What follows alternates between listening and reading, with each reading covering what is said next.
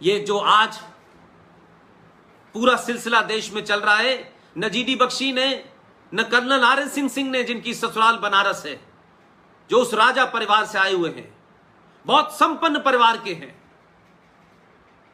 और रॉ जैसी जगह ऑर्गेनाइजेशन में काम करने के बाद लोग अपना चेहरा नहीं दिखाते, लेकिन उसके बावजूद भी वो शख्स कोई जगह, कोई टेलीविजन में ऐसी जगह नहीं छोड़ता जहां जिहादी और इस्लामिक आतंकवादी, वो जो अलग अलग चेहरों में, अलग अलग पार्टी के नकाब में बैठे हुए हैं, इंटेलेक्चुअल की शक्ल में बैठे हुए हैं, उनको एक्सपोज नहीं करता।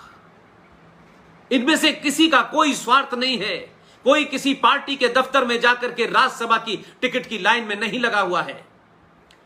तो बात मेरी कहीं भी जा रही हो, देश भर में जहां जहां अध्यापक हैं, मैं नहीं कह रहा कि सारे अध्यापक ऐसा नहीं कर रहे हैं, लेकिन अगर इस देश में 5% अध्यापकों ने आचार्य चाणक्य की भूमिका इख्तियार कर ली, तो ये जो बौने हैं, जिनके पूर्वजों ने तलवार के जोर पे शलवार पहनी और धर्म छोड़ के मजहब में चले गए, 2 रुपए किलो चावल के लालच में जिन्होंने धर्म जैसे चीज को छोड़ करके मजहब जैसी बौनी चीज को इख्तियार कर लिया, ये बौने आज आपको डरा रहे हैं। ये बौने आज भारत को तोड़ने की बात करते हैं। ये बौने भारत के संविधान को शपथ लेकर के इस्लामिक देशों को चिट्ठी लिखते हैं। ये शाह वली उल्लाह की तरह अहमद शाह अब्दाली को यहां बुला करके इस्लाम को खतरे में बता करके हमला कराने की मानसिकता रखते हैं। ये इसलिए हो रहा है कि आप बौनों के सामने झुक गए हैं। दुनिया में सरकारें आएंगी जाएंगी, पार्टी बनेगी बिगड़ेगी, लेकिन राष्ट्र हमेशा रहेगा, और राष्ट्र को बचाने की जिम्मेदारी अध्यापक की होती है, चाणक्य की होती है। इसलिए अपने घरों में लगी उन बुज़दिल लोगों की, उन कायर लोगों की तस्वीर को बाहर निकाल के फेंक दीजिए।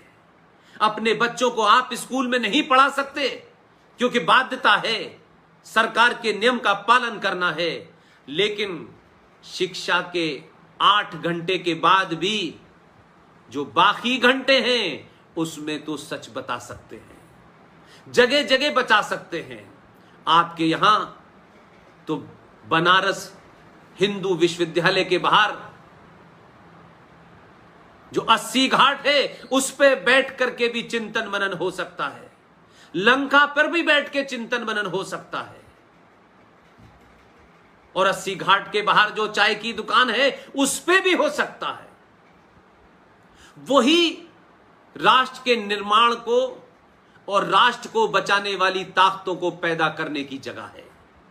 लिहाजा ऐसे बहरूपियों को पहचानिए जो आपके बीच में आए हैं, गंगा जमुना तहजीब का झूठ और फ्रॉड खेल रहे हैं। सारे धर्म बराबर हैं, आप उनका कान पकड़िए, उनसे कहिएगा कि दुनिया में ब्रह्मांड और सृष्टि की जिस दिन रचना हुई थी उसी दिन से लेकर जब तक ये सृष्टि रहेगी सिर्फ एक ही धर्म था, वो आज भी है, वो कल भी रहेगा, उसका नाम है सनातन। धर्म और मजहब में जमीन आसमान का फर्क है। मजहब आते हैं चले जाते हैं, मजहब का कोई पैगंबर होता है, उसकी कोई किताब होती है, उसमें ये करना है, उसमें ये नहीं करना है।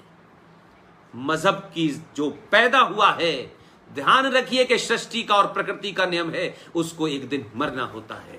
अकबर ने भी एक मजहब शुरू किया था, वो भी मर गया। लिहाजा सोशल साइंस फैकल्टी के तमाम मेरे वो साथी, तमाम मेरे वो युवा दोस्त, मेरी बातों को आप फेस वैल्यू पे मत लीजिएगा। मैं जिन बातों का जिक्र करता हूं तथ्यों के साथ करता हूं, इसलिए आप लोग वो किताबें पढ़िए, वो चीजों का रेफरेंस दीजिए, और चौराहे चौराहे गली गली जो लोग आपको झूठ बोल रहे हैं आप उनका गलेबान पकड़िए और कहिए मूर्ख बनाना बंद करो। एक राज्य था जहां मेजोरिटी मुसलमानों की थी, वहां 5.5 लाख कश्मीरी हिंदू पंडितों के साथ जो जघन्य अपराध किया, आपने उनको मारा, लूटा, बलात्कार किया और वापस भेज दिया, क्योंकि आप उन लोगों को कन्वर्ट नहीं कर पाए। क्योंकि फारूक अब्दुल्ला तो कन्वर्ट हो गया था बहुत पहले, जो बचे कुचे थे उनको कन्वर्ट नहीं कर पा रहे, तो आपने उनके साथ हत्या, 2500 कश्मीरी हिंदू पंडितों की हत्या की, रेप किया, मर्डर किया, लूट मार किया आपने, लेकिन इस देश में कोई दंगा प्रदर्शन नहीं हुआ। और वो ये जानते हैं कि हम एक आदमी को अगर किसी सरकार ने जायज तौर पे भी जेल में बंद किया तो इससे पहले कि उसके ऊपर कोई कार्रवाई हो, हम सड़कों पे निकल के इतना दंगा करेंगे, हम इस सरकार को इतना डरा देंगे कि आप कानून सम्मत भी कोई काम नहीं करेंगे। लेकिन अगर भीड़ तंत्र की यही मानसिकता है तो आपको भी उस भीड़ तंत्र के रास्ते पे जाना होगा। आदर्शवाद से इस भीड़ तंत्र को आप कंट्रोल नहीं कर सकते। लिहाजा एक बात कह के मैं अपनी बात समाप्त करता हूं। हो सकता है कि आप शांति प्रिय हो सकता है कि आपकी 5000 साल की जो परंपरा है और डीएनए है वो आपको कुछ काम करने से रोकती हो। आप चाहते हो कि शांति बनी रहे, लेकिन शांति भीख में नहीं मिलती। शांति के लिए शक्ति का प्रदर्शन जब तक नहीं होता, शांति स्थापित नहीं होती। और मैं बार बार कहता हूं कि अगर इस भीड़ तंत्र ने यह तय कर दिया है कि भीड़ से डरा देंगे सत्ता को, व्यवस्था को, इस देश की जुडिशरी को, तो आप 100 करोड़ हैं, आप किसी को डराइए मत, आप किसी की हत्या मत कीजिए। लेकिन अगर लोग शस्त्र की भाषा समझते हैं तो सनातनी अपने सामर्थ्य का परिचय दे। एक सामर्थ्यहीन सनातनी ना अपना घर बचा सकता है, ना अपना राष्ट्र बचा सकता है। आपने मुझे प्रोफेसर कौशल किशोर मिश्रा जी ये मौका दिया। बनारस हिंदू यूनिवर्सिटी का अक्सर हम नाम उस वक्त जब पढ़ते थे जब एक जिहादी यूनिवर्सिटी में हमारा जन्म हुआ।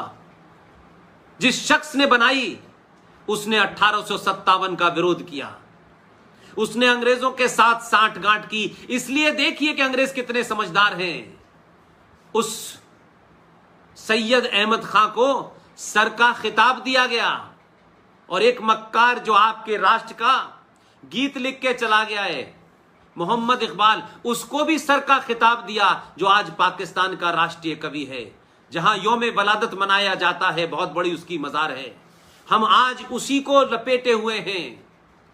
हमने अपने आदर्शों को नहीं चुना, हमने अपने आदर्शों को नहीं पहचाना। अब अपने हमें आदर्श भी बदलने होंगे और अपने आदर्शवाद को भी समझना होगा।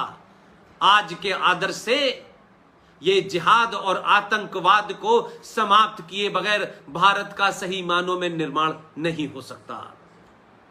मैं एक बार फिर बनारस हिंदू विश्वविद्यालय, जिसका नाम लेने से कुछ लोग डरते थे, जिसका आभा मंडल ऐसा था, और मैं गुजरात तक में गया, वहां गायकवाड़ परिवार से मिला। आज भी उनके उस किले के अंदर मैं जब महारानी से मिला तो उन्होंने वो तस्वीर दिखाई जहां महामना पंडित मदन मोहन मालवीय की एक बड़ी तस्वीर लगी हुई है। वहीं से पता चला कि उनका भी इस को स्थापित करने में कितना बड़ा योगदान है। क्या आज हम बनारस हिंदू यूनिवर्सिटी की तर्ज पर देश भर के अंदर ऐसे विश्वविद्यालयों का निर्माण नहीं कर सकते जहां सिर्फ जो किसी यूनिवर्सिटी ग्रांट कमीशन से न चलता हो, जहां हमारे ऊपर कोई बाध्यता ना हो? क्या हम उस बख्तियार खिलजी, जिसके नाम से स्टेशन का नाम रखा है, जिसने भारत के सबसे पुराने दुनिया के, जब विश्वविद्यालय का कंसेप्ट नहीं था, यह हार्वर्ड भी नहीं थी, यह ऑक्सफोर्ड भी नहीं था, उस नालंदा का पुराना पुनः निर्माण नहीं कर सकते? इसलिए आज समय आ गया है कि आज वर्तमान में हमें क्या मिलेगा नहीं मिलेगा, इसकी लालसा और लालच किए बगैर आने वाली जनरेशनों को वो दे करके जाइए ताकि वो आपका नाम गर्व से ले।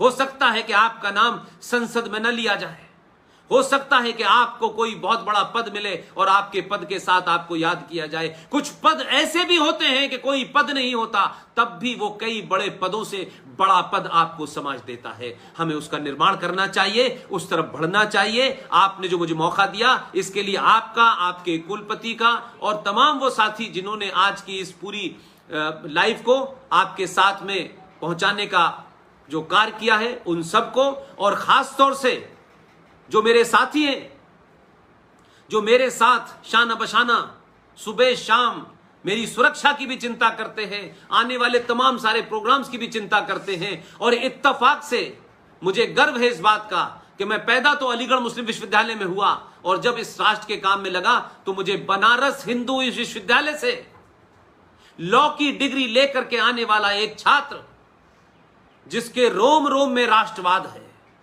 उसने कोई नौकरी की लालसा नहीं की, उसके मन में किसी किस्म के भौतिकी सुख का कोई जगह नहीं है, ऐसे ओम नरेश यादव जो कि मेरे साथ हैं, हमेशा मेरी चिंता करते हैं। मुझे खुशी है कि बनारस ऐसे कर्मवीरों को पैदा करता है, लेकिन हजारों करोड़ों पंडित मदन मोहन मालवीय आपको पैदा करने हैं। इसके साथ ही आप सबका धन्यवाद, शुक्रिया, बहुत बहुत thank you very much. Kaushal Kishore जी, आपकी फैकल्टी, आपके कुलपति, मैं समझता हूं मेरे अलावा बहुत सारे लोग हैं इस देश में जो इस किस्म की बातें कह रहे हैं, तथ्यों पे कह रहे हैं, रेफरेंस के साथ कह रहे हैं। आप उन्हें बुलाइए, और ये जो आपने लॉ जलाई है, इस दिए की बाती में जो लॉ है उसे कमजोर मत पड़ने दीजिए, आपको दुनिया इसी से याद रखेगी। बहुत बहुत धन्यवाद, प्रणाम।